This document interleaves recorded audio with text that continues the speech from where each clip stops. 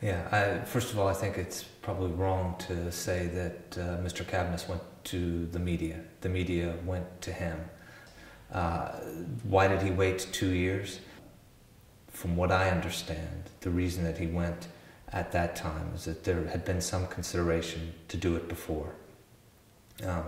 But he was advised by people here that there would be no investigation as long as the accused was a deputy minister or the minister of defense. Who advised him not to go to the Czech authorities? There were many people, and I can't name names, but there were lawyers here and other people that he was advised in the business that said that this case would not be investigated properly as long as that person was in the government, in a position of the government where they could block the investigation.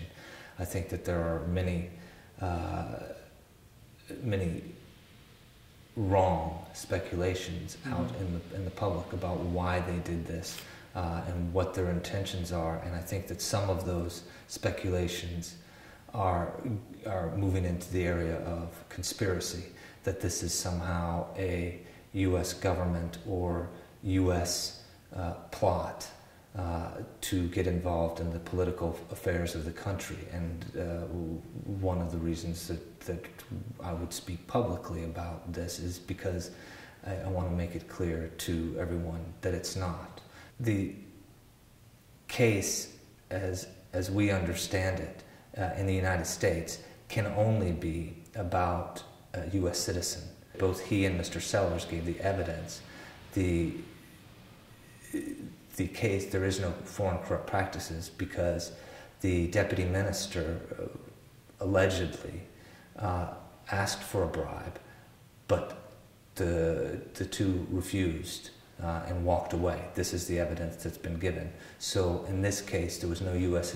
citizen involved in corrupt practices, and therefore there probably is no foreign corrupt practices case. It's my understanding that the legal authorities on both sides are looking into the case.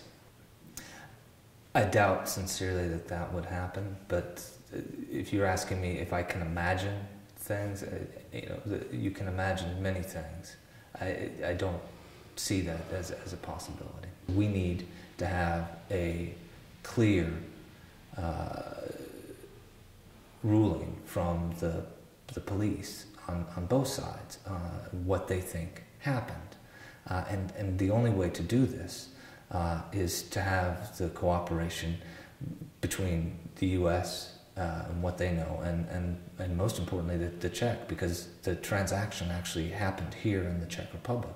So the important organ of investigation is the Czech police, but they're going to have to cooperate with many. And if there were transactions or financial flows, and this is all hypothesis, I don't know, but if there was, then they would probably need the cooperation of those countries where the money flowed through. I'm not going to say that there's systematic corruption. I think in any situation where you're dealing with a very large public contract, with this amount of money, with the number of people that have to be involved in that decision, it would be very rare if it was only a single person that was involved in it. Is it a possibility that it was a misunderstanding? Yeah, of course it's a possibility that it was a misunderstanding. What makes it harder to explain that it was purely a misunderstanding is that Mr. Cabaniss attempted, after that evening, to have meetings with 3 ministers in the government to clarify the situation, and nobody came forward. Nobody agreed to have the meeting to explain that perhaps this was a misunderstanding. So after the end of the event, correct, Mr. Cabaniss approached, and whom?